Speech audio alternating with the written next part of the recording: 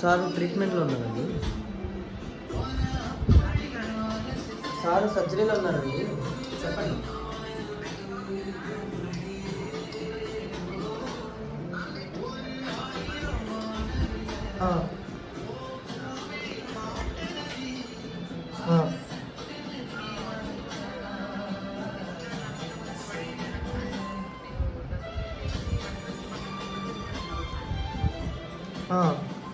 ఈ నెంబర్కి మెడిసిన్ మేము చెప్తాం అమౌంట్ ఎంతో.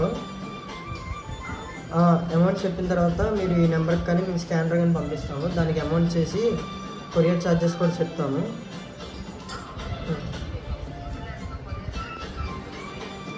మీరు ఈ నెంబర్కి అడ్రస్ పంపించండి,